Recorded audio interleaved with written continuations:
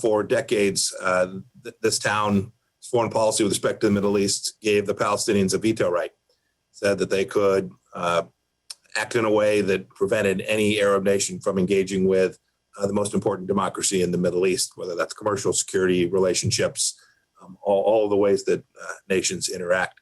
We took a different view. We laid out a vision for peace that had another element, which was the deep recognition that the primary destabilizing force in the Middle East was not the conflict between Israel and the Palestinians, but was rather the threat posed by the extraterritorial ambitions of the clerical regime in Iran. So we flipped what the previous administration was doing on its head.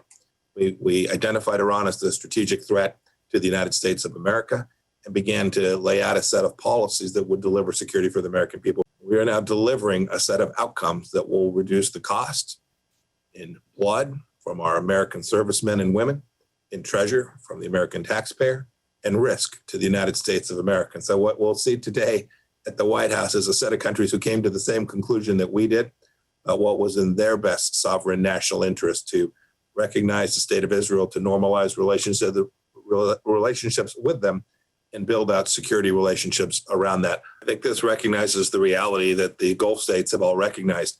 It shouldn't go without notice. Not only have these nations chosen to recognize Israel, but when the Gulf states all got together and the Palestinians demanded that there be a statement denouncing what took place, that did not occur. Frankly, the only two countries that have vehemently denounced this were Iran and Turkey.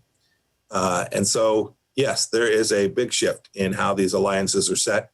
The previous administration took an Iran-centric focus, funneled hundreds of millions of dollars to the Islamic Republic of Iran to enable them to underwrite Hezbollah, the Shia militias in Iraq, to undermine Lebanese and Iraqi sovereignty and stability, created chaos inside of Syria. This administration has taken a fundamentally different approach to creating an opportunity for increased stability in the Middle East and less risk to America. We should take the Iranians' word for what they think about these set of agreements. They think this fundamentally is a detriment to their security. They have made accusations about their Muslim brothers that are outrageous about that. And it has frankly shown the true anti-Semitic nature of the regime in Iran as well.